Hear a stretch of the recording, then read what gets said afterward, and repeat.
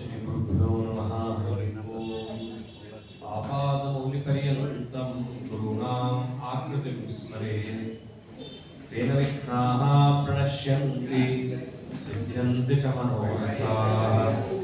अस्मद्गुरुसमारम्भाम् टीकाकृत्पादमध्यमाम् श्रीमदाचार्यपर्यन्तां वन्दे गुरुपरम्परां। वेदस्यासगुणावास विद्याधीशसदाम्बश मां निराशं गतक्लेशं कुर्वनाशं हरेनिशम्।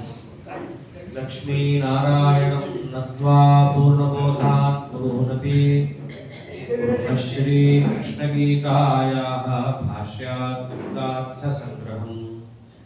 धर्मक्षेत्रे कुरुक्षेत्रे समवेतायुत्सवः मामकाः पाण्डवाश्चैव किमकुर्वत सञ्जय।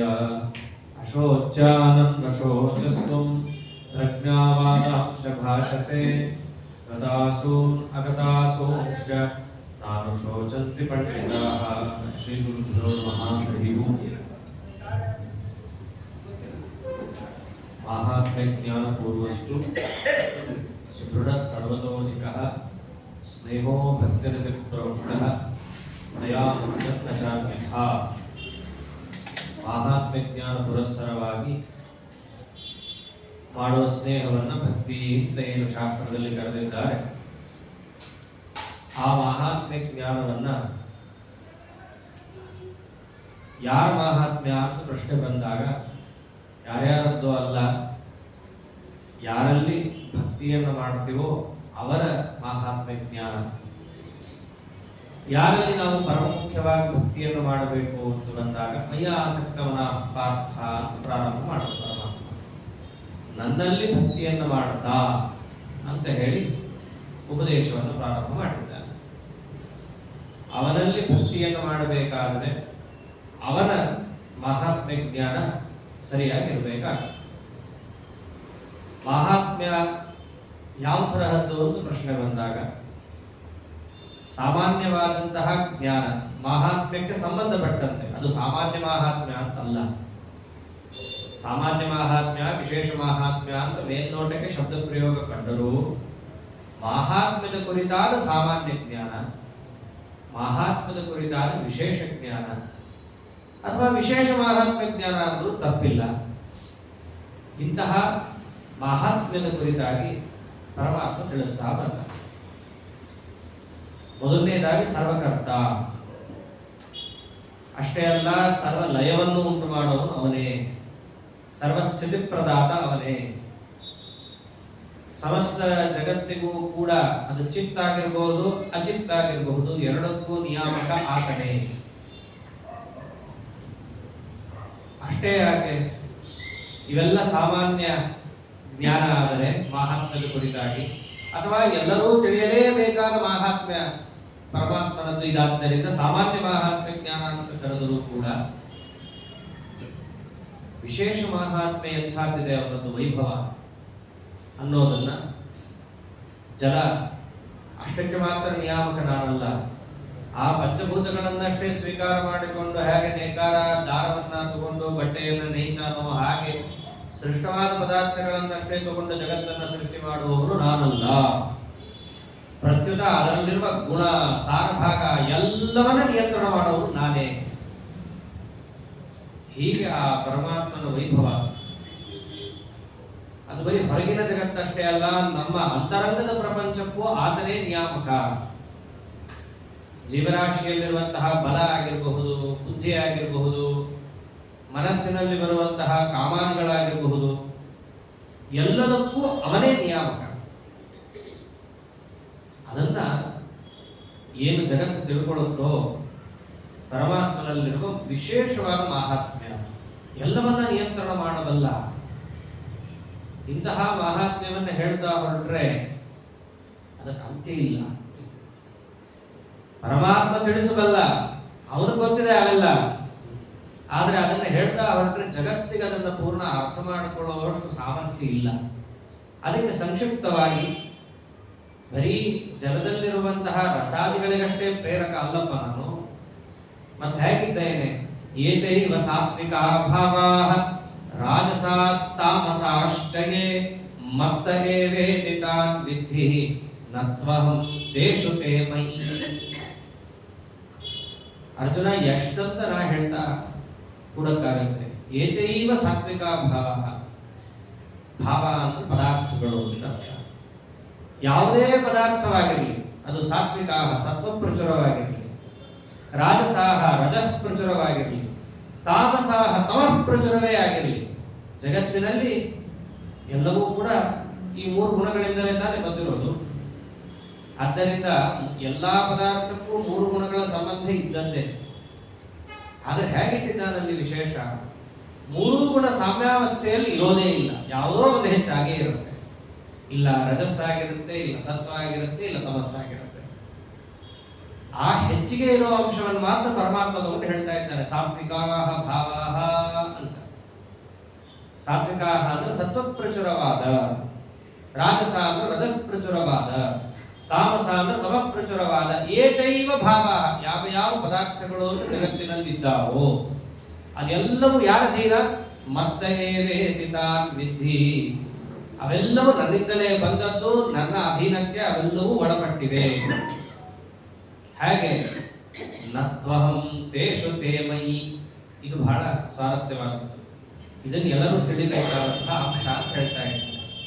ನತು ಅಹಂ ತೇಷು, ನಾನು ಅವುಗಳಲ್ಲಿ ಇಲ್ಲ ಅಂತಾರೆ. ಅಲ್ಲ ಹಿಂದೆಲ್ಲ ಅದನ್ನೇ ತಾನೇ ಹೇಳ್ಕೊಂಡ್ ಬಂದಿದ್ದಾನೆ. ಎಲ್ಲಾ ಕಡೆ ಇದ್ದಾನಂತ ನೋಡು, ದೇವರು ವ್ಯಾಪ್ತ ಅಂತ ನೋಡು. ಇಲ್ಲಿ ನೋಡಿದ್ರೆ ಮತ್ತೆ ದೇವರು ಅವರಲ್ಲಿ ಇಲ್ಲ ಅಂತ ಹೇಳ್ತಿದ್ದಾನಲ್ಲ. ಇಲ್ಲಿ ಹೇಳ್ತಾ ಇರೋದು ಅಲ್ಲಿ ನಾನಿಲ್ಲ ಅಂತಂದ್ರೆ ಅದನ್ನ ಆಶ್ರಯಿಸಿಕೊಂಡು ನಾನು ಇರಬೇಕಾಗಿಲ್ಲ. ನನ್ನ ಅಸ್ತಿತ್ವ ಅದರ ಮೇಲೆ ಅವಲಂಬಿತವಾಗಿಲ್ಲ.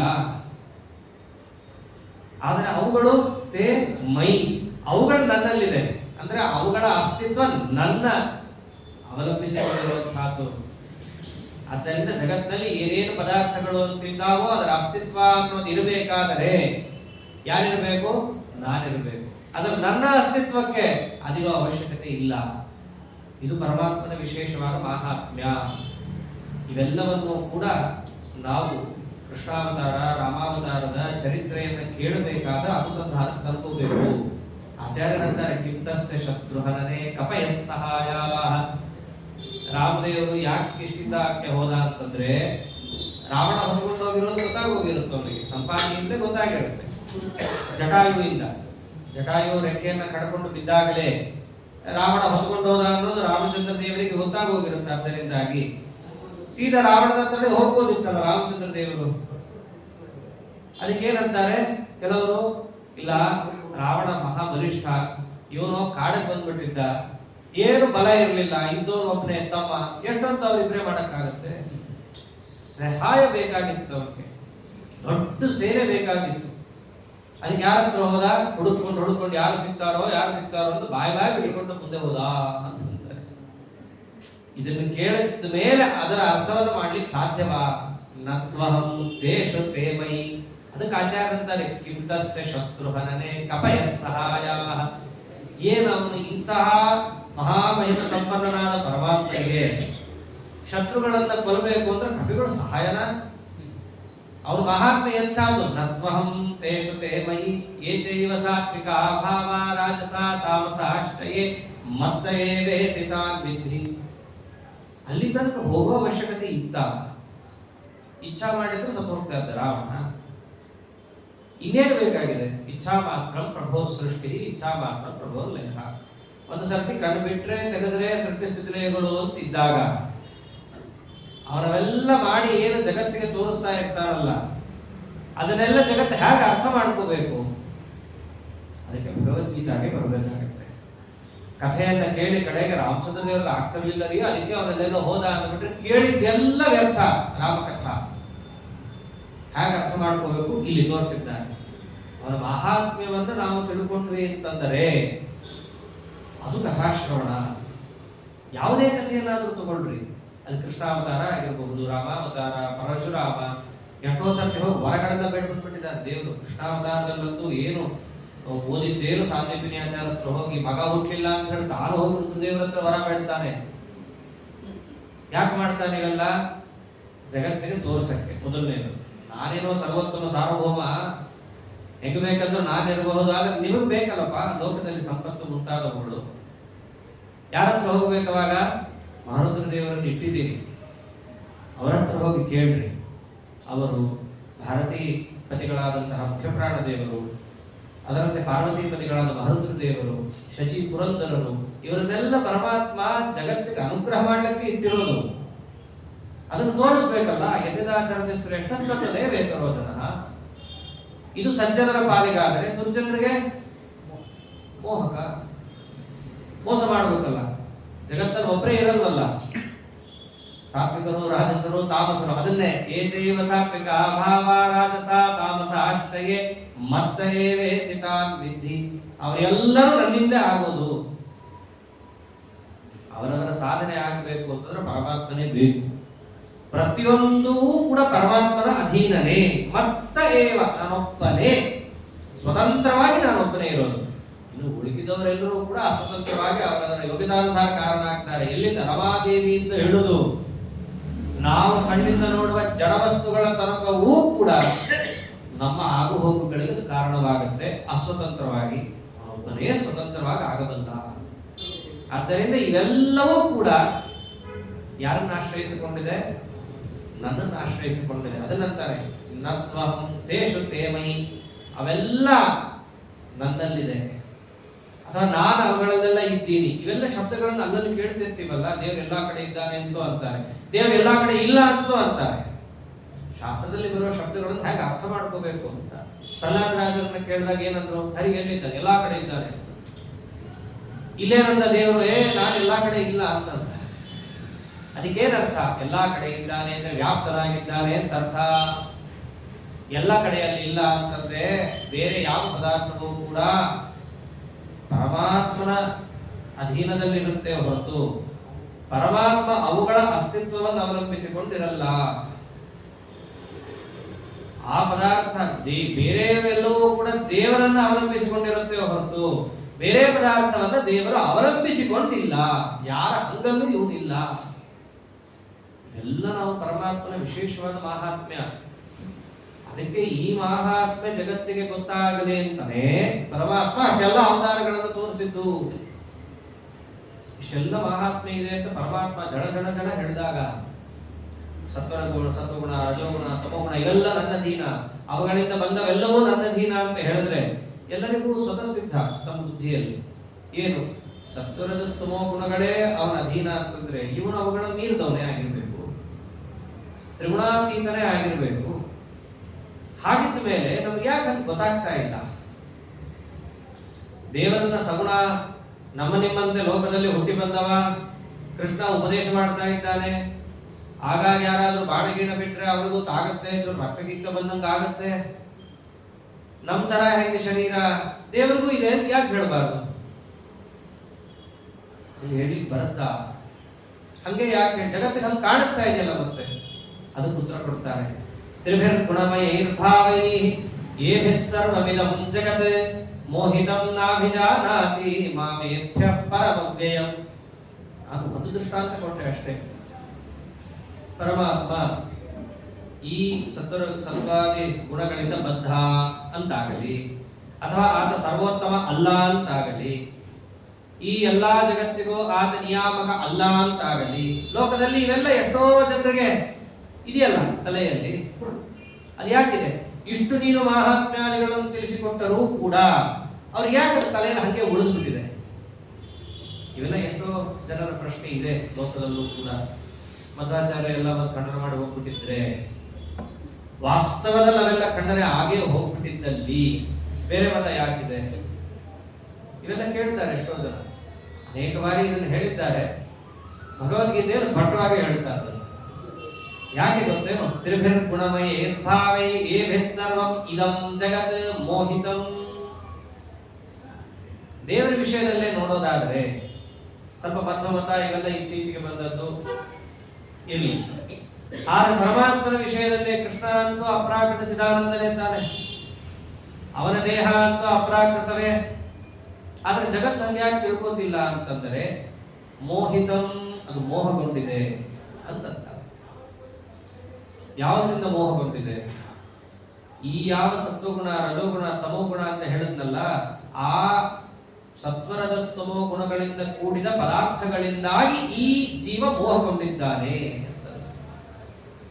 ಎಲ್ಲ ಜೀವರು ಮೋಹಗೊಳ್ತಾರ? ಇಲ್ಲ, ಇದಂ ಜಗತ್, ಈ ಜಗತ್ತು ಮೋಹಗೊಂಡಿದೆ. ಈ ಜಗತ್ತು ಅಂದ್ರೆ ಯಾರು? ಈ ದಡ್ಡ ಜಗತ್ತಿದ್ದ ಅಲ್ಲ, ಅಜ್ಞಾನಿ ಜಗತ್ತು, ಅದು ಮೋಹಗೊಂಡಿದೆ. ತಾತ್ಪರ್ಯ ಏನು ಹೇಳ್ತಿದ್ದಾನೆ ಅಂದ್ರೆ, ಸಾಮಾನ್ಯವಾಗಿ ನಮಗೂ ಒಂದು ದೇಹ ಇದೆ, ದೇವರಿಗೆ ದೇಹ ಇದೆಯೋ ಇಲ್ವಾ? ದೇವರಿಗಿದೆ ದೇಹ. ನಮ್ಮ ದೇಹ ಹೇಗೋ ಹಾಗೆ ದೇವರದ್ದು ದೇಹ ಅಪ್ಪ, ಹಿಂಗ್ಯಾಕೆ ತಿಳ್ಕೋಬಾರ್ದು? ಯುಕ್ತಿ ಇಲ್ಲ, ಅವರು ಪ್ರಯೋಗ ಮಾಡ್ತಾ ಇರೋದು.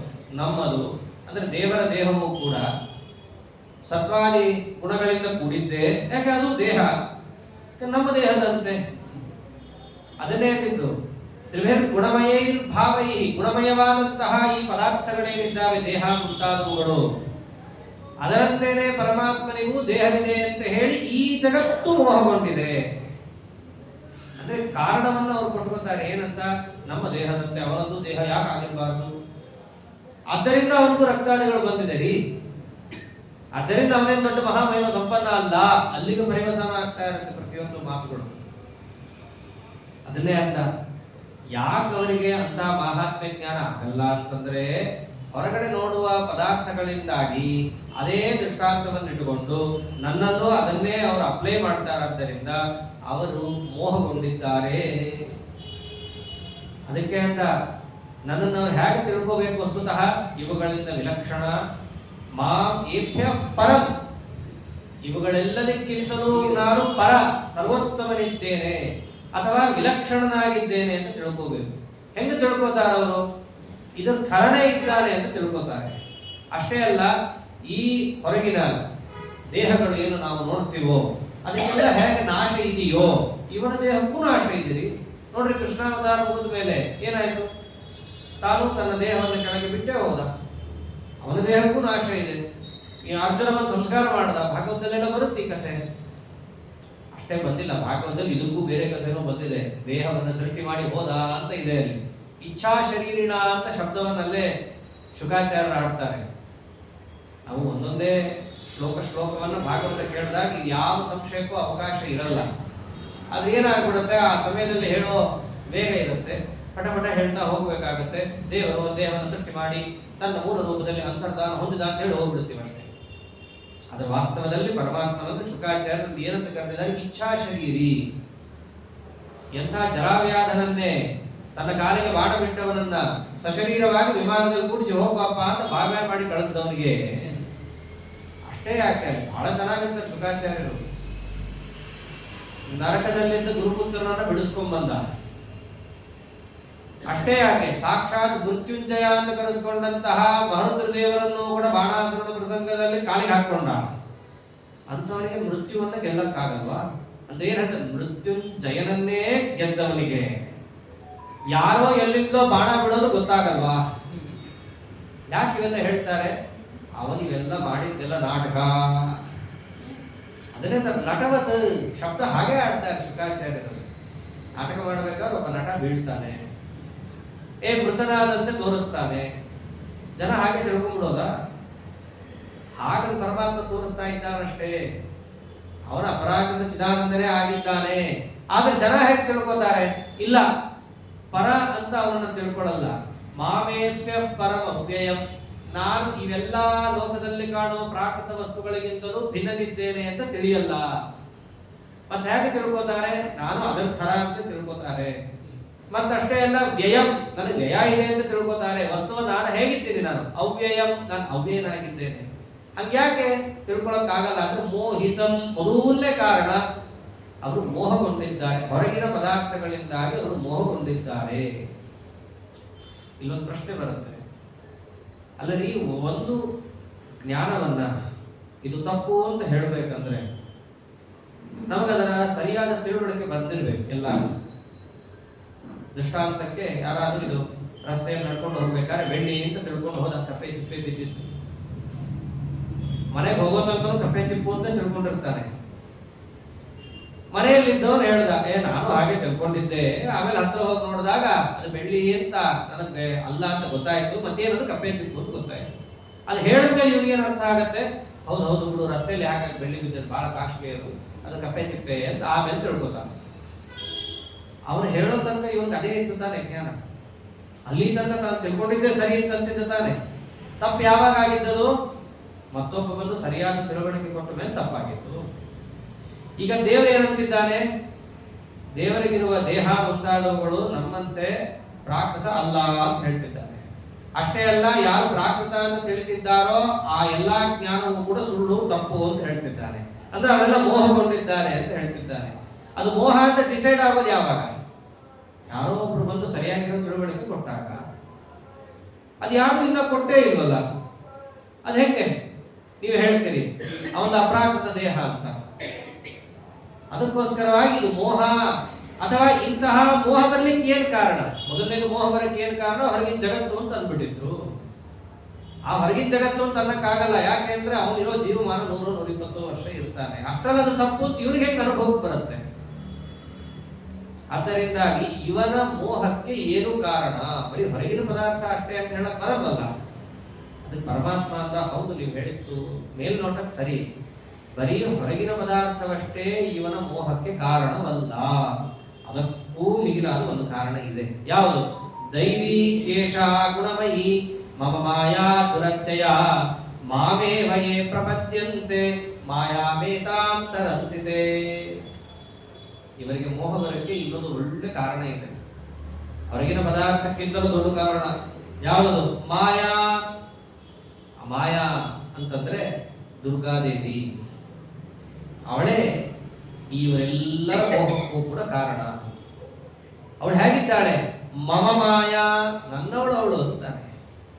ನನ್ನವಳು ಅಂತ ಯಾವಾಗ ಅಂತಾರೆ? ನನಗೆ ಅತ್ಯಂತ ಪ್ರಿಯಳು, ನನಗೆ ಅತ್ಯಂತ ಪ್ರಿಯಳಾದಂತಹ ಈ ದುರ್ಗಾದೇವಿ ಇದ್ದಾಳಲ್ಲ, ಅವಳಿಂದಾಗಿ ನಿಮ್ಮೆಲ್ಲರಿಗೂ ಕೂಡ ನನಗೆ ಸಂಬಂಧಪಟ್ಟಂತಹ ಭ್ರಮೆ ಬರುತ್ತೆ. ಅಲ್ಲ, ಹೊರಗಿನ ಭ್ರಮೆಗಳು ಬಂದ ಹಾಗೆ ಇದು ಒಂದು ಭ್ರಮೆ ಅಂತ ಇಟ್ಟುಕೊಂಡು, ಹೊರಗಿನ ಭ್ರಮೆ ಹೇಗೆ ಬೇರೆ ಜ್ಞಾನಗಳಿಂದ ಹೋಗುತ್ತೋ ಇದು ಹಾಗೆ ಹೋಗಬಹುದಪ್ಪ.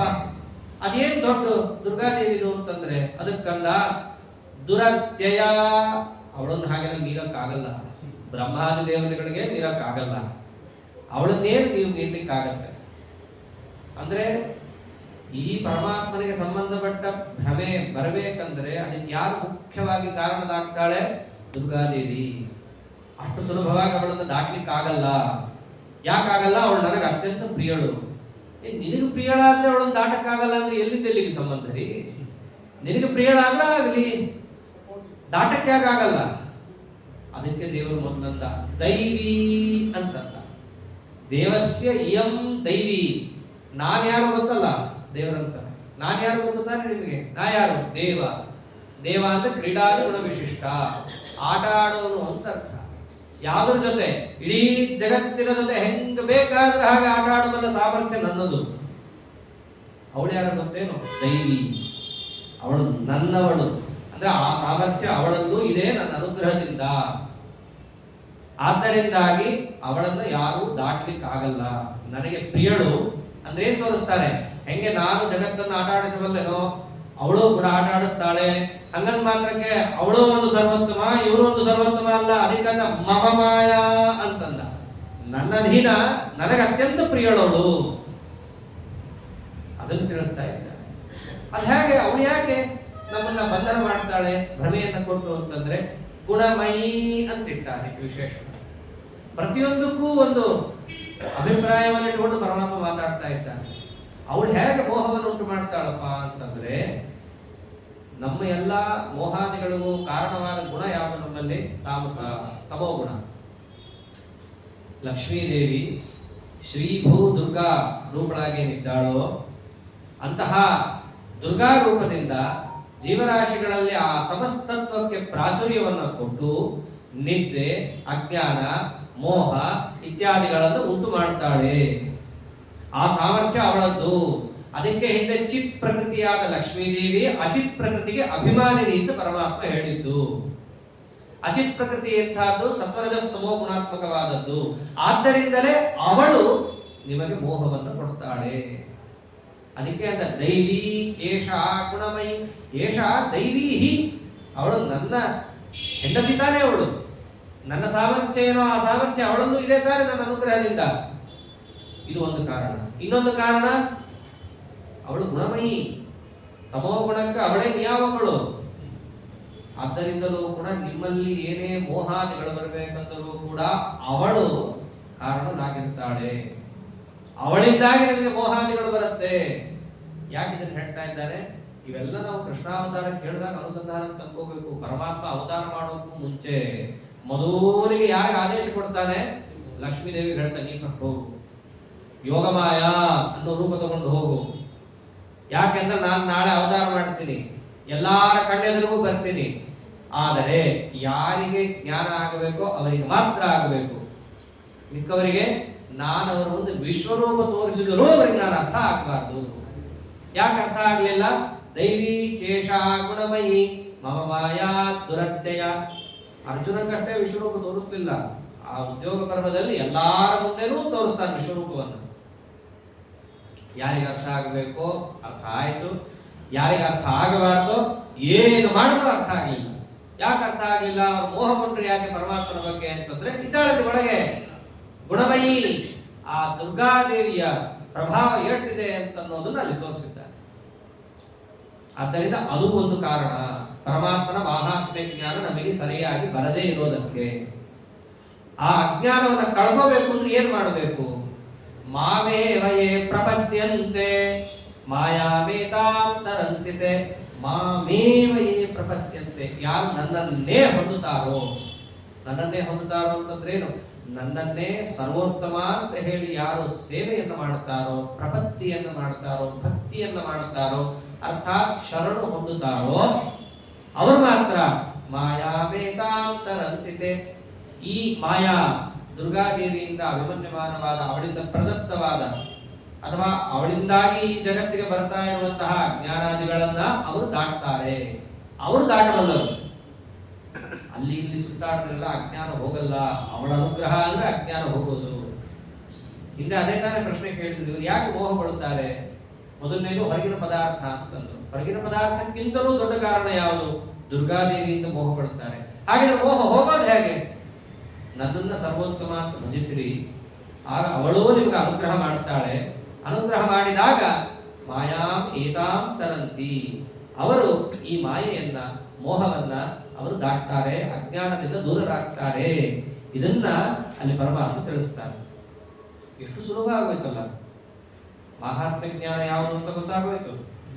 ಮಹಾತ್ಮ ಜ್ಞಾನ ಬರದೇ ಇದ್ರೆ ಯಾರ ಅನುಗ್ರಹ ಬೇಕು ಅಂತ ಗೊತ್ತಾಗೋಯ್ತು. ಪರಮಾತ್ಮನನ್ನ ಸೇವೆ ಮಾಡಿದ್ರೆ ಎಲ್ಲ ಪುರುಷಾರ್ಥಗಳು ಪ್ರಾಪ್ತವಾಗುತ್ತೆ ಅಂತ ಗೊತ್ತಾಯ್ತು. ಇಷ್ಟು ಗೊತ್ತಾದ್ರೂ ಯಾಕೆ ಪರಮಾತ್ಮನನ್ನ ಯಾರು ಸೇವೆ ಮಾಡ್ತಿಲ್ಲ? ಅದಕ್ಕೆ ಉತ್ತರ ಕೊಡ್ತಾನೆ. ನಮಾಂ ದುಷ್ಕೃತಿನೋ ಮೂಢಾಃ ಪ್ರಪದ್ಯಂತೆ ನರಾಧಮಾಃ ಮಾಯಯಾ ಅಪಹೃತ ಜ್ಞಾನಾಃ ಆಸುರಂ ಭಾವಮಾಶ್ರಿತಾಃ. ಇಷ್ಟು ಸ್ಪಷ್ಟವಾಗಿ ಸ್ವಾಮಿ ನೀನು ಹೇಳ್ತಾ ಇದ್ರು ಕೂಡ ಯಾಕೆ ಹೊಂದುತ್ತಾ ಇಲ್ಲ?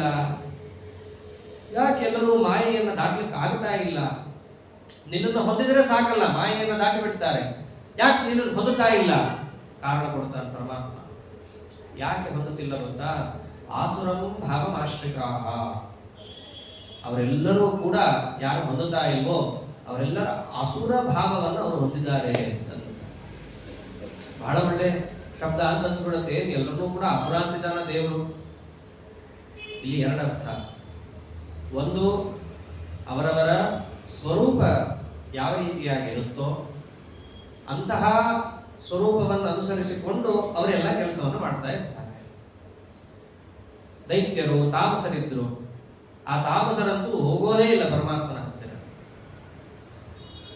ಆದ್ದರಿಂದ ಅವರು ನನ್ನನ್ನು ಪ್ರಪನ್ನರಾಗಲ್ಲ, ಶರಣಾಗತಿಯನ್ನ ಅವರು ಬಯಸಲ್ಲ, ಅವರು ಸಂಸಾರವನ್ನ ದಾಟುವುದಿಲ್ಲ. ಅರ್ಥಾತ್ ಮೋಕ್ಷಾದಿ ಪುರುಷಾರ್ಥವೆಂಬ ಏನು ಆನಂದೋದ್ರೇಕ ಇದೆ ಆ ಮೋಕ್ಷವನ್ನು ಅವರು ಹೊಂದಲ್ಲ.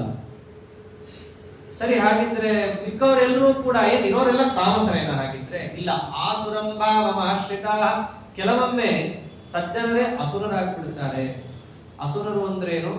ಅಸುರ ಇಂದ್ರಿಯಗಳಿಗೋಸ್ಕರವೇ ಜೀವನವನ್ನು ಮುಡಿಪಾಗಿಟ್ಟು ಅಲ್ಲೇ ವಿಹರಿಸುತ್ತಾ ಇರುವಂತಹ ವ್ಯಕ್ತಿಗಳು ಅವರು ಹಾಗಿರ್ತಾರೆ. ಅದಕ್ಕೆ ದಾಸರಾಯರಂದಿದ್ದೇನು? ಅಸುರ ಜನರೇ ಬಹಳ, ವಸುಮತಿಯ ಮೇಲಿನ್ನು ಅಸುರ ಜನರೇ ಬಹಳ ಅಂತ. ಅದ್ಯಾಕಂದ್ರು ಈಗ ಅರ್ಥ ಆಗುತ್ತೆ. ಅಸುರ ಜನರು ಅಂತ ಯಾಕಂದ್ರು ಅಂದ್ರೆ ಕೆಲವೊಮ್ಮೆ ಸಾತ್ವಿಕರೇ ಆಗಿರ್ತಾರೆ ಒಳಗಡೆಯಿಂದ, ಆದರೆ ಆಸುರ ಭಾವವನ್ನ ಅರ್ಥಾತ್ ಇಂದ್ರಿಯಗಳಿಗೆ ತೃಪ್ತಿಪಡಿಸುವುದೇ ಜೀವನದ ದೊಡ್ಡ ಗುರಿ ಅಂತ ಅನ್ಕೊಂಡೇ ವರ್ತಿಸ್ತಾ ಇರ್ತಾರೆ. ಅದಕ್ಕೆ ದೇವರು ಬಹಳ ಸ್ವಾರಸ್ಯ ಅಂದ, ಅಸುರರಾಗ್ತಾರೆ ಅಂತ ಅನ್ಲಿಲ್ಲ, ಆಸುರ ಸ್ವಭಾವವನ್ನು ಹೊಂದಿರ್ತಾರೆ ಅಂತ. ಆಸುರಂ ಭಾವಂ ಆಶ್ರಿತ. ದೈತ್ಯರನ್ನು ಅದೇ ಇರುತ್ತೆ, ಹೊರಗಿಂದ ಏನು ಇಂದ್ರಿಯಗಳಿರುತ್ತೋ ಅದಕ್ಕೆ ತೃಪ್ತಿಪಡಿಸ್ಕೊಂಡು ನಾವು ಜೈ ಅಂತ ಅನಿಸ್ಕೊಂಡು ಹೋಗ್ಬೇಕು ಅನ್ನೋದು ಅಷ್ಟೇ ಇರುತ್ತೆ ಅವರಿಗೆ. ಇವರು ಅವರ ಸ್ವಭಾವವನ್ನು ಹೊಂದಿದಂತಾಗತ್ತೆ. ಆದ್ದರಿಂದ ಅವರು ನನ್ನನ್ನ ಭಜನೆ ಮಾಡಲ್ಲ. ಅದ್ಯಾಕೆ ಬರುತ್ತೆ? ಅದ್ಯಾಕೆ ಅವರಷ್ಟು ಆಸುರ ಭಾವವನ್ನು ಹೊಂದುತ್ತಾರೆ? ಅದಕ್ಕೆ ಉತ್ತರ ಕೊಟ್ಟ, ಮೂಢಾಹ ಅಂತಂದ. ಅವರಿಗೆ ನನ್ನ ಬಗ್ಗೆ ಸರಿಯಾಗಿ ಗೊತ್ತಿಲ್ಲ. ಯಾರಿಗೆ? ಆ ಸಜ್ಜನರಿಗೆ. ಇಂದ್ರಿಯಗಳಿಗೆ ತೃಪ್ತಿಪಡಿಸೋದೇ ದೊಡ್ಡ ಸುಖ ಅಂತ ಅನ್ಕೊಂಡು ಹೋಗಿದ್ದಾರೆ. ವಾಸ್ತವದಲ್ಲಿ ಅದಕ್ಕೂ ಮಿಗಿಲಾದ ಶಾಶ್ವತವಾದ ಸುಖ ಅಂತ ಒಂದಿದೆ, ಅದನ್ನು ಕೊಡುವಂತಹ ಒಬ್ಬ ವ್ಯಕ್ತಿ ಇದ್ದಾನೆ. ಅವನ ಸೇವೆಯನ್ನು ಮಾಡಬೇಕು, ಅದಕ್ಕೋಸ್ಕರ ನಮಗೆ ಮಾನುಷಾದಿ ಶರೀರಗಳು ಬಂದಿವೆ ಅನ್ನೋದೆಲ್ಲ ಮರ್ತ್ಬಿಟ್ಟಿರ್ತಾರೆ. ಆ ಮೋಹಕ್ಕವರು ಒಳಗಾಗಿರ್ತಾರೆ. ಸರಿ, ಅದಾದ್ರೂ ಯಾಕೆ ಬಂತು ಇವ್ರಿಗೆ? ಒಂದೇ ಹಿಂದೆ ಹೋಗ್ಬೇಕಲ್ಲ, ಅದು ಯಾಕೆ ಬಂತು? ಅದು ಬರಕ್ಕೆ ಎರಡು ಕಾರಣ ಇದೆ. ಒಂದು, ದುಷ್ಕೃತಿನಃ ಅಂತಂತ. ಸುಕೃತ ಅಂದ್ರೆ ಪುಣ್ಯ, ದುಷ್ಕೃತ ಅಂದ್ರೆ ಪಾಪ. ಪಾಪ ಮಾಡಿದ್ದಾರೆ, ಅದಕ್ಕೆ ಅಂತ ಅಜ್ಞಾನ ಬಂತು. ಪಾಪ ಯಾಕೆ ಮಾಡಿದ್ದಾರೆ? ಅಲ್ಲೇ ಹೇಳಿದ್ದಾರೆ, ದುಷ್ಕೃತ ಕೆಟ್ಟ ಕೆಲಸ. ಕೆಟ್ಟ ಕೆಲಸ ಮಾಡಿದ್ದಕ್ಕೆ ಪಾಪ ಬಂತು. ಆ ಪಾಪ ಬಂದಿದ್ದರಿಂದ ಇವ್ರಿಗೇನಾಯ್ತು? ಮೋಹ, ಅಜ್ಞಾನ, ಭಗವಂತನಿಗೆ ಸಂಬಂಧಪಟ್ಟಂತಹ ಯಥಾರ್ಥ ಜ್ಞಾನ ಇಲ್ಲದಿರುವ ಅವಸ್ಥೆ ಇವರಿಗೆ ಒದಗಿತು. ಇದು ಒಂದು ಕಾರಣ.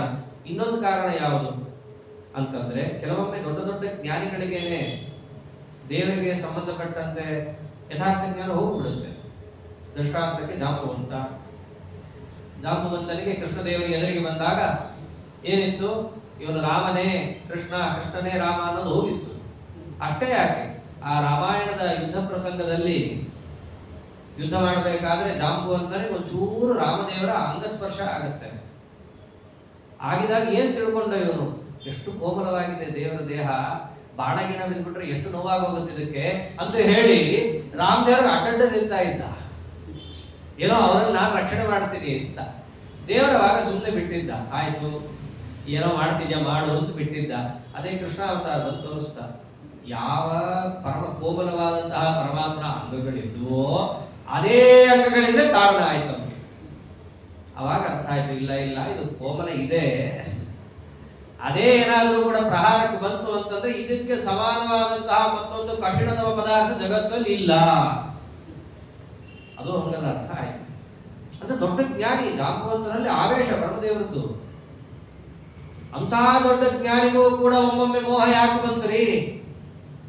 ಮಾಯಾ ಅಪಹೃತ ಜ್ಞಾನ ಅಂತಂದ್ರೆ, ಮಾಯಾ ಅಂತಂದ್ರೆ ತನ್ನ ಇಚ್ಛಾ. ಆ ಇಚ್ಛೆಯಿಂದಾಗಿ ಅಪಹೃತ ಜ್ಞಾನ, ಅವರ ಜ್ಞಾನ ಏನಿರುತ್ತೋ ಸ್ವರೂಪದಲ್ಲಿ ಅದು ಅಭಿಭೂತವಾಗಿರುತ್ತೆ, ಮುಚ್ಚಿ ಹೋಗಿರುತ್ತೆ. ಆ ಸಮಯದಲ್ಲಿ ಅವರಿಗೆ ಆ ಜ್ಞಾನ ಬರಬಾರದು ಅಂತ ಪರಮಾತ್ಮ ತನ್ನ ಇಚ್ಛೆಯಿಂದ ಮುಚ್ಚಿಬಿಟ್ಟಿರ್ತಾನೆ. ಅದಕ್ಕೋಸ್ಕರ ಅವರು ಮೂಢ, ಪರಮಾತ್ಮನ ಬಗ್ಗೆ ಮೋಹಗೊಂಡು ಬಿಟ್ಟಿರ್ತಾರೆ. ಮೋಹಗೊಂಡಿದ್ದರಿಂದ ಆಸುರಂ ಭಾವಮಾಶ್ರಿತ, ಯಾವುದೋ ಒಂದು ಆಸುರ ಭಾವವನ್ನು ಅವರು ಹೊಂದಿರ್ತಾರೆ. ಆದ್ದರಿಂದ ಅವರು ಆ ಕಾಲದಲ್ಲಿ ಪ್ರಪನ್ನರಾಗಲ್ಲ.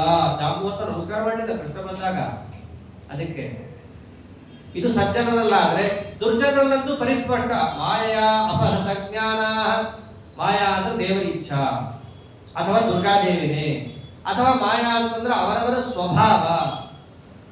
ಅವರವರ ಸ್ವಭಾವ ಹಾಗಿರೋದ್ರಿಂದಲೇನೆ ದುರ್ಯೋಧನಾದಿಗಳಿಗೆ ಯಾವ ಕಾಲಕ್ಕೂ ಪರಮಾತ್ಮನಿಗೆ ಬಗ್ಗೆ ಯಾವ ಜ್ಞಾನವೇ ಬರಲಿಲ್ಲ. ಅಪಹೃತ ಜ್ಞಾನ ಬರಬೇಕನ್ಕೊಂಡ್ರು ಅವ್ರಿಗೆ ಬರಲ್ಲ, ಅವರೇ ತಪ್ಪಿಸ್ಬಿಡ್ತಾನೆ. ಬೌದ್ಧಾವತಾರದಿಂದ ಅದನ್ನೇ ಮಾಡಿದ್ದು. ಹಾಗಾಗಿ ಅಂಥ ಜನರು ನನ್ನ ಸೇವೆಯನ್ನ ಮಾಡಲ್ಲ ಅಂದ್ರೆ, ನನ್ನ ಸೇವೆಯನ್ನು ಮಾಡ್ತಿರೋರು ಇಬ್ಬರಿದ್ದಾರೆ. ಸ್ವರೂಪತಃ ತಾಮಸರು, ಅವರು ಮಾಡಲ್ಲ, ಆದ್ದರಿಂದ ಅವರು ಉದಾಹರಣೆ ಆಗಲ್ಲ. ಕೆಲವೊಮ್ಮೆ ಸಾತ್ವಿಕರು ಮಾಡಲ್ಲ, ಅದು ಕಾರಣ ಬೇರೆ ಇರುತ್ತೆ, ಅದನ್ನು ನೋಡಬೇಕು. ಆದ್ದರಿಂದ ನಿನ್ನ ಸೇವೆಯನ್ನು ಯಾಕೆ ಮಾಡಲ್ಲ ಅಂತಂದ್ರೆ ಇಷ್ಟು ಕಾರಣ ಇರುತ್ತೆ ನೋಡಿ, ಆದ್ದರಿಂದ ಅವರು ಮಾಡಲ್ಲ. ಮತ್ತು ಯಾರು ಮಾಡ್ತಾರೆ ನನ್ನ ಸೇವೆಯನ್ನ? ಅವನೇ ಹೇಳ್ತಾನೆ, ಚತುರ್ವಿಧ ಭಜಂತೆ ಮಾಂ ಜನ ಸುಕೃತಿನೋ ಅರ್ಜುನ, ಆರ್ತೋ ಜಿಜ್ಞಾಸುರರ್ಥಾರ್ಥಿ ಜ್ಞಾನಿ ಚ ಭರತರ್ಷಭ. ಸೇವೆ ಯಾರು ಮಾಡಲ್ಲ, ಯಾಕೆ ಮಾಡಲ್ಲ ಅಂತ ಹೇಳಿದ್ದಾಯ್ತು. ಇನ್ನ ಸೇವೆ ಯಾರು ಮಾಡ್ತಾರೆ, ಯಾಕೆ ಮಾಡ್ತಾರೆ ಅನ್ನೋದನ್ನು ಹೇಳ್ಬೇಕಲ್ಲ, ಅದನ್ನು ತಿಳಿಸ್ತಾ ಇದ್ದಾರೆ. ನನ್ನನ್ನು ಯಾರು ಸೇವೆಯನ್ನು ಮಾಡ್ತಾರೆ? ಚತುರ್ವಿಧಾ ಭಜಂತೆ ಮಾಂ ಜನಾಃ, 4 ತರಹದ ಜನರು ನನ್ನ ಸೇವೆಯನ್ನು ಮಾಡುತ್ತಾರೆ. ಸೇವೆಯನ್ನು ಮಾಡಿ ನನ್ನಲ್ಲಿ ಶರಣಾಗತಿಯನ್ನು ಬೇಡ್ತಾರೆ. ಯಾಕೆ ಅವರಿಗೆ ನನ್ನ ಸೇವೆಯನ್ನು ಮಾಡಕ್ಕಾಗತ್ತೆ ಗೊತ್ತೇನೋ? ಕಾರಣ ಕೊಟ್ಟ, ಸುಕೃತಿನಃ. ನಮಗೇನಾದರೂ ಪುಣ್ಯ ಇದ್ದರೆ ಮಾತ್ರ ಪರಮಾತ್ಮನ ಸೇವೆ ನಮಗೆ ಒದಗುತ್ತೆ.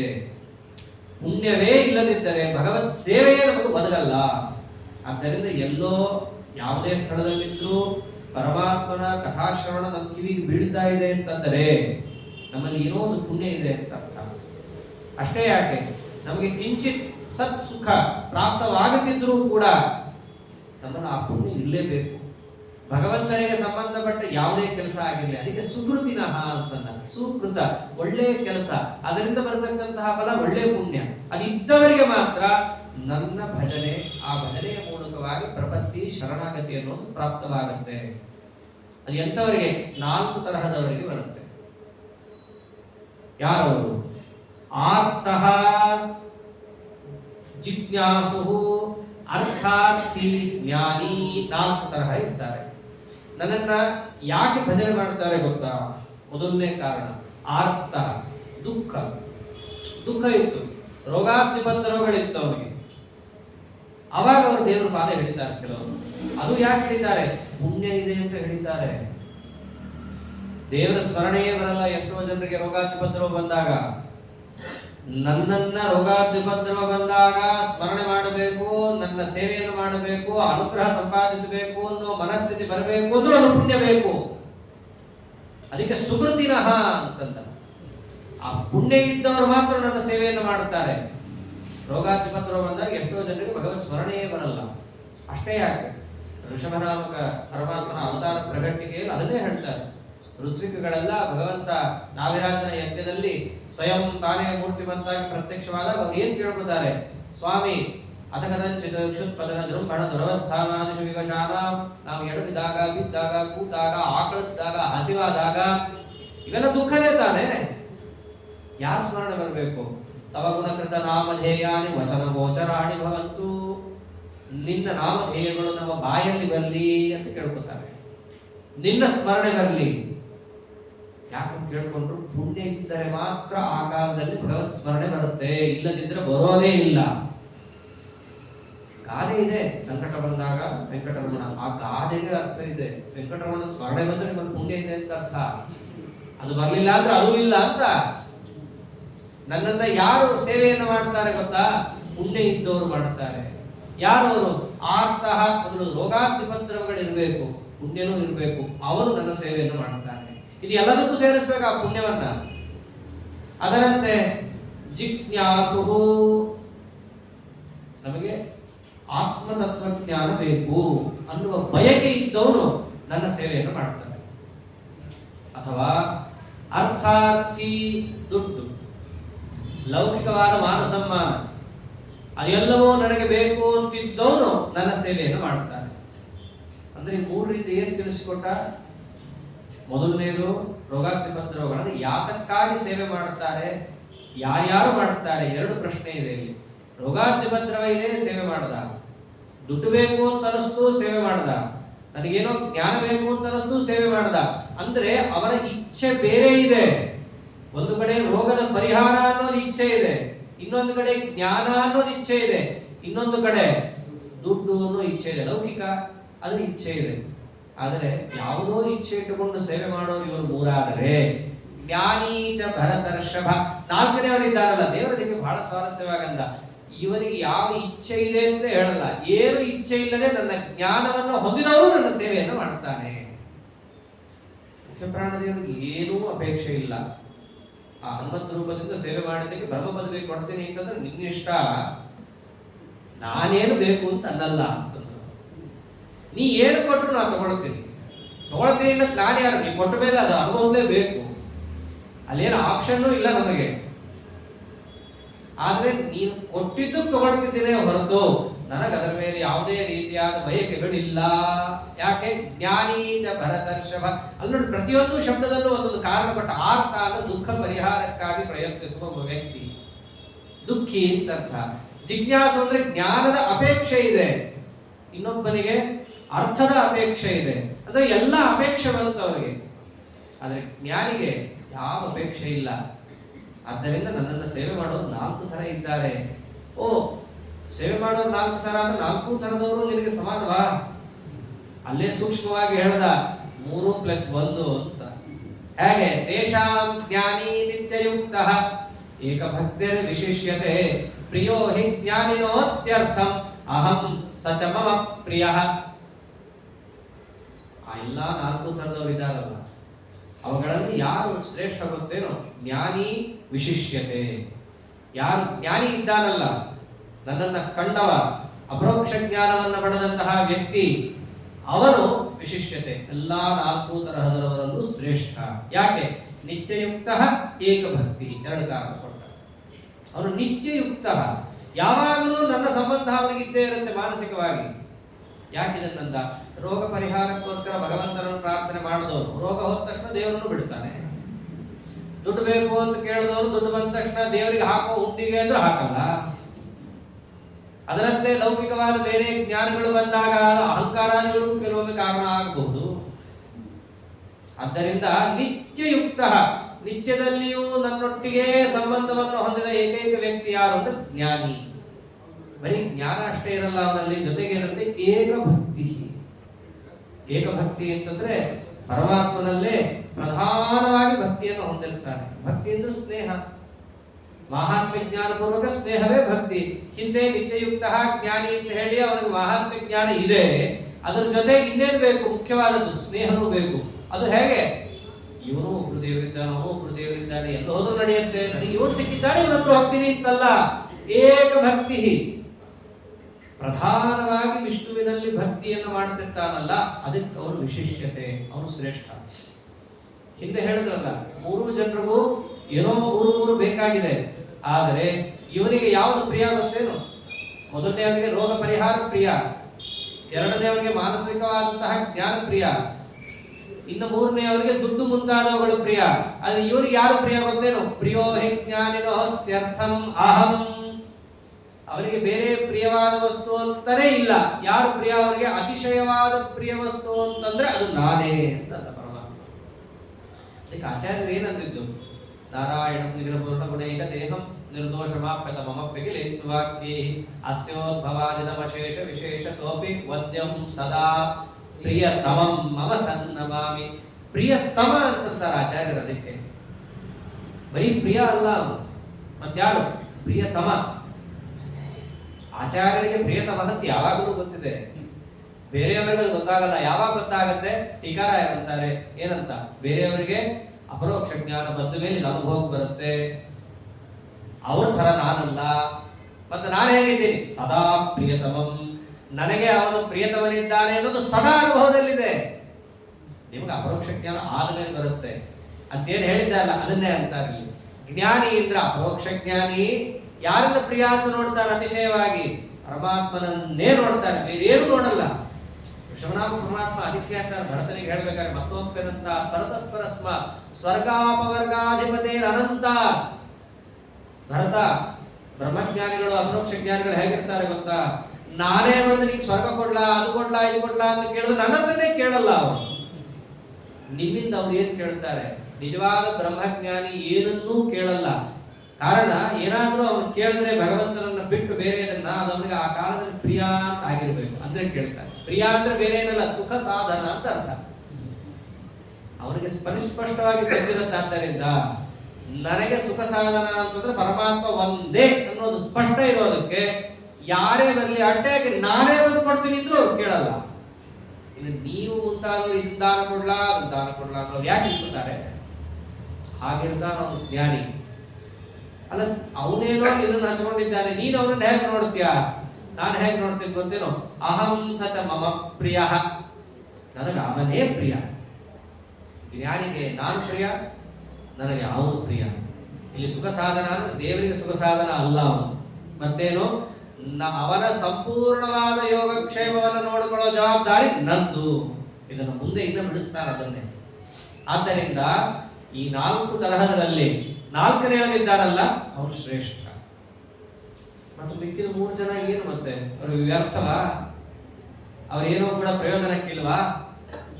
ಪ್ರಯೋಜನಕ್ಕಿಲ್ಲ, ನೀನು ಅವರನ್ನ ಪ್ರಿಯ ಅಂತ ನೋಡಲ್ಲ ಅಂತಂದ್ರೆ ಅವ್ರು ಏನ್ ಮಾಡ್ಬೇಕು? ಅದು ಬಿಟ್ಬಿಡ್ಬೇಕಾ ನಿನ್ನ? ಅದಕ್ಕಂದ ಇಲ್ಲ, ಉದಾರ ಸರ್ವ ಏವೈತೆ ಜ್ಞಾನೀತ್ವಾತ್ಮೈವ ಮೇ ಮತಂ ಆಸ್ಥಿತಸ್ಸ ಹಿ ಯುಕ್ತಾತ್ಮ ಮಾಮೇವಾನುತ್ತಮಾಂ ಗತಿಂ. ಉದಾರ ಸರ್ವ ಏವೈತೆ, ಇವ್ 4 ಜನರು ಶ್ರೇಷ್ಠನೇ ಅಪ್ಪ. ಕಾರಣ ಶ್ರೇಷ್ಠ ಕನಿಷ್ಠ ಅಂತ ನಿರ್ಣಯ ಮಾಡ್ತಾ ಇರೋದು ನಾನಿಲ್ಲಿ ಯಾವ ದೃಷ್ಟಿಯಿಂದ? ನನ್ನನ್ನ ವ್ಯಕ್ತಿ ಎಷ್ಟು ಹಚ್ಕೊಂಡಿದ್ದಾನೇನೋ ದೃಷ್ಟಿಯಿಂದ ಹೇಳಿದನೇ ಹೊರತು ಮಿಕ್ಕ ತಾಮಸರು ಇವರ ದೃಷ್ಟಿಯಿಂದ ಅಲ್ಲ. ಅವರ ದೃಷ್ಟಿಯಿಂದ ನೋಡಿದ್ರೆ ಇವರೆಲ್ಲರೂ ಕೂಡ ಉದಾರ ಉತ್ಕೃಷ್ಟರೇ ಆಗಿದ್ದಾರೆ. ಆದ್ರೆ ಇವನನ್ನು ನಾನು ಯಾಕೆ ಏನ್ ತಿಳಿದಿದ್ದು? ಜ್ಞಾನೀತ್ವಾತ್ಮೈವ ಮೇ ಮತಂ. ಜ್ಞಾನೀತು ಆತ್ಮೈವ ಮೇ ಮತಂ. ಜ್ಞಾನಿ ಇದ್ದಾನಲ್ಲ ಅವನು ನಾನೇ ಅಂದ್ಬಿಟ್ಟ. ಜ್ಞಾನಿಗೂ ದೇವರಿಗೂ ಅಭೇದವಾ? ಅಹಂಬ್ರಹ್ಮಾಸ್ಮಿನ ಅಲ್ಲ. ಹಿಂದೆ ಜ್ಞಾನಿ ನನಗೆ ಪ್ರಿಯ ಅಂತ ಭೇದವನ್ನು ಹೇಳಿ ಅವರೇ ನಾನು ಅಂತಂದ್ರೆ ಏನು? ಲೋಕದಲ್ಲೂ ಕೂಡ ಹಾಗೆ ನಾನು ಪ್ರಯೋಗ ಮಾಡ್ತೀವಿ. ಅವನು ಬಂದ್ರೆ ನಾ ಬಂದಂಗೆ, ಅವನಿಗೆ ಕೊಟ್ಟೆ ನನಗೆ ಕೊಟ್ಟಂಗೆ ಅಂದ್ರೆ ಅಷ್ಟು ಸಮ್ಮತರು. ನಮಗಷ್ಟು ಅವನು ಸಮ್ಮತನಿದ್ದಾನೆ. ಅಥವಾ ಜ್ಞಾನಿದು ಆತ್ಮೈವ ಇನ್ನೊಂದರ್ಥ. ಆತ್ಮ ಅಂದ್ರೆ ಆತ್ಮೋತೀತ್ಯಾತ್ಮ, ಹೊಂದುತ್ತಾನೆ ಅಂತ ಅರ್ಥ. ಜ್ಞಾನಿ ಇದ್ದಾನಲ್ಲ ಅವನು ನನ್ನನ್ನು ಹೊಂದುತ್ತಾನೆ, ಅದ್ರಲ್ಲಿ ಸಂದೇಹನೇ ಇಲ್ಲ. ಮಿಕ್ಕವರು 3 ಜನ ಇರ್ತಾರಲ್ಲ, ಹೊಂದಬಹುದು ಬಿಟ್ಟು ಬಿಡ್ಬೋದು ಅಂತ. ಕಷ್ಟ ಇದ್ದಾಗ ಹೋಗ್ತಾನೆ, ಕಷ್ಟ ಹೋಯ್ತು ಅವನು ಹೋದ, ದೇವರು ಹೊರಟೋದ. ಹೀಗೂ ಆಗಬಹುದು. ಅಲ್ಲಿ ಬಹುದುಗಳಿಗೆ ಅವಕಾಶ ಇದೆ. ಆದ್ರೆ ಜ್ಞಾನಿ ವಿಷಯದಲ್ಲಿ ಆತ್ಮೈವ ಒಂದೇ ಹೊಂದುತ್ತಾನೆ ದೇವರನ್ನು ಅವನು. ಇತಿ ಮೇ ಮತಂ, ಇದು ನನಗೆ ಸಮ್ಮತವಾದ ಅಂಶ. ಆದ್ದರಿಂದ 4 ಜನರು ಶ್ರೇಷ್ಠರೇ. ಆದ್ರೆ 3 ಜನರು ಕದಾಚಿತ್ ಹೊಂದಬಹುದು, ಕದಾಚಿತ್ ಹೊಂದದೇ ಇರಬಹುದು. 4ನೇವರಿದ್ದಾರಲ್ಲ ಅವನು ಹೊಂದೇ ಹೊಂದುತ್ತಾನೆ. ಆದ್ದರಿಂದ ಆಸ್ಥಿತಸ್ಸ ಹಿ ಯುಕ್ತಾತ್ಮ ಮಾಮೇವಾನುತ್ತಮಾಂ ಗತಿಂ. ಆದ್ದರಿಂದ ಆಸ್ಥಿತ ಅವನು ಯಾಕೆ ಹೊಂದುತ್ತಾನೆ ಗೊತ್ತೇನು? ಆ ಪರಮಾತ್ಮನನ್ನೇ ಅವನ ಧ್ಯಾನವನ್ನು ಮಾಡುತ್ತಾ ಉತ್ತಮಾಂ ಗತಿ, ಉತ್ತಮವಾದ ಗತಿ. ನನಗೆ ಸಾಂಸಾರಿಕವಾದ ಗತಿ ಯಾವುದು ಉತ್ತಮವಲ್ಲ, ನಿಜವಾದ ಉತ್ತಮ ಗತಿ ಹೊಂದಿದೆ. ಅದನ್ನು ಉದ್ದೇಶಿಸಿಕೊಂಡು ಆ ಪರಮಾತ್ಮನಲ್ಲೇ ಯುಕ್ತಾತ್ಮ ತನ್ನ ಮನಸ್ಸನ್ನ ಇಟ್ಟಿದ್ದಕ್ಕೆ ಹಾಗೆ ಇರ್ತಾನವನು. ಆಸ್ಥಿತ, ಅಲ್ಲೇ ಸ್ಥಿತವಾಗಿರ್ತಾನೆ. ಆದ್ದರಿಂದ ಆ ಜ್ಞಾನಿಯ ಮಹತ್ವ ಎಂಬುದು ನನಗೆ ಗೊತ್ತು, ನನ್ನ ಮಹತ್ವ ಜ್ಞಾನಿಗೆ ಗೊತ್ತು. ಪರಸ್ಪರವಾಗಿ ಹೀಗೆ ಇಬ್ಬರಿರೋದ್ರಿಂದಲೇನೆ ಅವನು ನನ್ನನ್ನು ಹೊಂದೇ ಹೊಂದುತ್ತಾನೆ, ಅದರಲ್ಲಿ ಸಂಶಯವೇ ಇಲ್ಲ. ಆದರೆ ಈ 3 ಜನ ಇರ್ತಾರಲ್ಲ, ಅವರವರ ಯೋಗ್ಯತಾನುಸಾರ ಅವರು ನನ್ನನ್ನು ಹೊಂದುತ್ತಾರಷ್ಟೇ. ಈಗ ನಾನು ಹೇಳ್ತಾ ಇದ್ದೇನೆ ಅಂತ ಪರಮಾತ್ಮ ತಿಳಿಸಿ, ಈ ಜ್ಞಾನಿಯನ್ನ ಪರಮಾತ್ಮ ಎಷ್ಟು ಹೊಗಳ್ತಾರೆ ಅಂದ್ರೆ ಆ ಜ್ಞಾನ ಯಾವಾಗ ಬರುತ್ತೆ ಅಂತ ಪ್ರಶ್ನೆ. ನಾವು ಅದಕ್ಕೆ ದೇವರು ಇಷ್ಟು ಜ್ಞಾನಿಯನ್ನು ಹೊಗಳಿದಾಗ ಜ್ಞಾನ ಯಾವಾಗ ಬರುತ್ತೆ? ಬಹುನಾಂ ಜನ್ಮನಾಂ ಅಂತೆ ಜ್ಞಾನವಾನ್ ಮಾಂ ಪ್ರಪದ್ಯತೆ ವಾಸುದೇವ ಸರ್ವಮಿತಿ ಸಮಹಾತ್ಮ ಸುದುರ್ಲಭ. ಇವತ್ತು ನಾಳೆ ಬರಲ್ಲದು.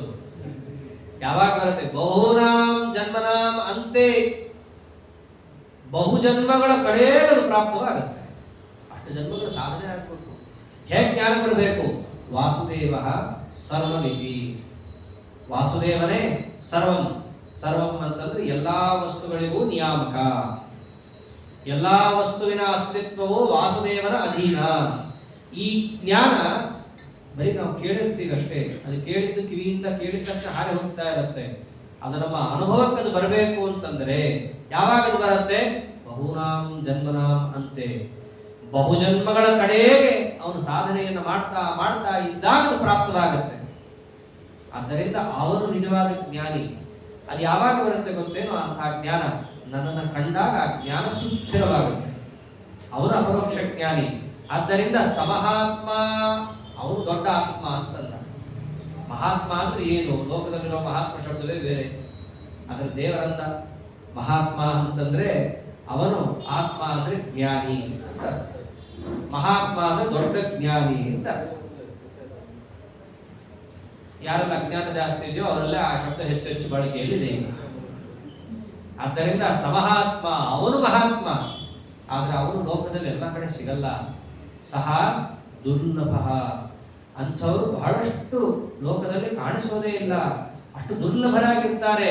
ಅವನು ಶ್ಲಾಘನೆ ಮಾಡ್ತಾನೆ. ಯಾಕೆ? ಅವನಿಗೆ ಪ್ರಿಯತಮ ಅಲ್ವೇನ್ರಿ ದೇವರು? ದೇವರಿಗೆ ಇವನು ಪ್ರಿಯತಮ ಅಲ್ವಾ?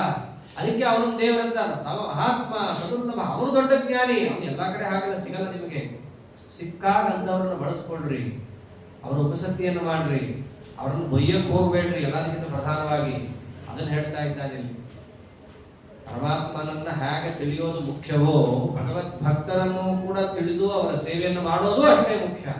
ಅದಕ್ಕೆ ಅವರ ಶ್ಲಾಘನೆಯನ್ನು ಮಾಡ್ತಾ ಇದ್ದಾನೆ. ಎಲ್ಲೇ ಯಾವುದೇ ಕೆಲಸವನ್ನಾದ್ರೂ ಪ್ರಶಂಸೆ ಮಾಡಿದ್ರೆ ಅದು ಗುರಿಯಲ್ಲಿರುತ್ತೆ. ಆ ಕೆಲಸವನ್ನು ನೀನು ಮಾಡು ಅನ್ನೋದು ಗುರಿ ಇರುತ್ತೆ. ಸಂಧ್ಯಾವಂದನೆ ಮಾಡಿದ್ರೆ ಒಳ್ಳೇದಾಗುತ್ತೆ. ಗಾಯತ್ರಿ ಜಪ ಬುದ್ಧಿಯಿಂದ, ಬುದ್ಧಿಗೆಲ್ಲ ನಮಗೆ ಒಳ್ಳೆ ಪವರ್, ಶಕ್ತಿ ಬರುತ್ತೆ. ಗಾಯತ್ರಿ ಮಂತ್ರ ಮಾಡುತ್ತೆ ಅಂದ್ರೆ ಗಾಯತ್ರಿ ಮಂತ್ರ ಹೊಗಳುತ್ತೀವಿ. ಹೊಗಳಿದ್ರ ಉದ್ದೇಶ ಏನು? ಮಾಡು. ಎಲ್ಲ ಶಾಸ್ತ್ರದಲ್ಲಿರುವ ಕ್ರಮ. ಯಾರನ್ನೇ ಹೊಗಳಿದ್ರೆ ಆ ವಸ್ತುವಿಗೆ ಸಂಬಂಧಪಟ್ಟ ಪ್ರವೃತ್ತಿ ಮಾಡಬೇಕು. ಹಾಗೆ ಯಾವುದನ್ನೇನಾದರೂ ಬೈದ್ರೆ ಮಾಡಬೇಡ ಅಂತ. ಅದಕ್ಕೆ ಬೈದಿರ್ತಾರೆ. ಪರಮಾತ್ಮ ಯಾಕೆ ಬೈದಿದ್ದು? ಅಸತ್ಯಮ ಪ್ರತಿಷ್ಠಂತೆ ಜಗದಾ ಹರಣೇಶ, ಅವೆಲ್ಲ ಆಸುರಿ ಸಂಪತ್ತು ಅಂತಂತಾರೆ. ಮುಂದೆ ದೈವಾಸುರ ಸಂಪತ್ತು ವಿಭಾಗ ಯೋಗದಲ್ಲಿ ಜಗತ್ತನ್ನ ಇಲ್ಲ, ಸುಳ್ಳು, ಅದರಂತೆ ದೇವರೇ ಇಲ್ಲ ಅಂತ ಯಾರ್ಯಾರು ಹೇಳ್ತಾರೋ ಅವೆಲ್ಲ ಆಸುರಿ ಸಂಪತ್ತು ಅರ್ಜುನ ಅಂತ ಅಷ್ಟೇ ಹೇಳಿದ್ದಾನೆ. ಅಷ್ಟು ಹೇಳಿದ್ರಿಂದ ಏನ್ ಸಿದ್ಧ ಆಗುತ್ತೆ? ನಿಂದೆ ಅದು ಅಂತ ಗೊತ್ತಾಗುತ್ತೆ. ನಿಂದೆ ಮಾಡಿದ್ರಿಂದ ಏನ್ ಗೊತ್ತಾಯ್ತು? ಅದನ್ನೆಲ್ಲ ತಿಳ್ಕೊಳ್ಳೋಕೆ ಹೋಗಬಾರ್ದು, ಆ ರೀತಿ ಪ್ರವೃತ್ತಿ ಮಾಡಬಾರ್ದು ಅಂತ ಗೊತ್ತಾಗುತ್ತೆ. ಆದ್ದರಿಂದ ಸ್ತುತಿ ನಿಂದ ಎಲ್ಲೇ ಬಂದರೂ ಅದರ ಗುರಿ ಎಲ್ಲಿರುತ್ತೆ? ಸ್ತುತಿ ಮಾಡಿದ್ರೆ ಆ ಕೆಲಸ ಮಾಡು ಅನ್ನೋದ್ರಲ್ಲಿರುತ್ತೆ, ನಿಂದೆ ಮಾಡಿದ್ರೆ ಬಿಡು ಅನ್ನೋದ್ರಲ್ಲಿರುತ್ತೆ. ಹಾಗೆ ಇಲ್ಲಿ ಅಂತಹ ಅಪರೋಕ್ಷ ಜ್ಞಾನಿಗಳನ್ನ ಪರಮಾತ್ಮನೇ ಸಮಹಾತ್ಮ ಸುದುರ್ಲಭ, ಅವನು ದೊಡ್ಡ ಜ್ಞಾನಿ ಅಂತ ಹೇಳಿ ದೇವರೇ ಹೊಗಳ್ತಾ ಇದ್ದಾನೆ ಅಂತಂದ್ರೆ ಅರ್ಥ ಏನು? ಅಂತಹ ಅಪರೋಕ್ಷ ಜ್ಞಾನಿಯನ್ನು ಕೂಡ ನೀನು ಸೇವಿಸತಕ್ಕದ್ದು ಅಂತ ಅರ್ಥ. ದೇವರಂತಾನೆ ಸೇವಿಸಬೇಕು ಅಂತಿರೋದು. ಹೇಳಿದ್ದಾನೆ ಮಾಮೇವಯ, ನನ್ನನ್ನು ಮಾತ್ರ ಅಂದ್ರೆ ಬಿಕ್ಕಿದವರು ಬದುಕೊಂಡು ಓಡಾಡುತ್ತಲ್ಲ. ಇಂತಹ ಜ್ಞಾನಿಗಳು ಯಾರಾದರೂ ಇದ್ರೆ ಅವರನ್ನೂ ಸೇವಿಸಬೇಕು. ಪರಮ ಗಂಭೀರ ಪರಮಾತ್ಮ. ಅದಕ್ಕೆ ಏನು ಹೇಳ್ದ? ಅವನು ಹೊಗಳ್ಬಿಟ್ಟ ಅಷ್ಟೇ. ಹೊಗಳಿದ್ರಿಂದ ಜಗತ್ತು ಅರ್ಥ ಮಾಡಿಕೊಳ್ಳಿ. ಹೀಗೆ ಆ ಪರಮಾತ್ಮ ತನ್ನ ಜ್ಞಾನಿಗಳನ್ನ ಹೊಗಳಿದಾಗ ಸಾಮಾನ್ಯವಾಗಿ ಎಲ್ರಿಗೂ ಸಂಶಯ ಬರುತ್ತಲ್ಲ, ಎಷ್ಟೋ ಭಗವದ್ಜ್ಞಾನಿಗಳಿದ್ದಾರಲ್ರಿ, ಅಂತಹ ಭಗವದ್ಜ್ಞಾನಿಗಳು ಎಷ್ಟೋ ಜನರು ಕಾಣಿಸ್ತಿದ್ದಾಗ ಅವನೇನೊಂದು ದುರ್ಲಭ ದುರ್ಲಭ ಅಂತ ಅನ್ನೋದೊಂದು ಪ್ರಶ್ನೆ ಬಂದಾಗ ಯಾವ ರೀತಿಯಾಗಿ ಉತ್ತರ ಕೊಟ್ಟಿದ್ದಾನೆ ಇತ್ಯಾದಿ ಭಾಗವನ್ನ ನಾಳೆ ದಿವಸ ನೋಡೋಣ ಅಂತ ಹೇಳ್ತಾ ಶ್ರೀಕೃಷ್ಣ ಅರ್ಪಣಮಸ್ತು. ಹರೇ ನಮಃ.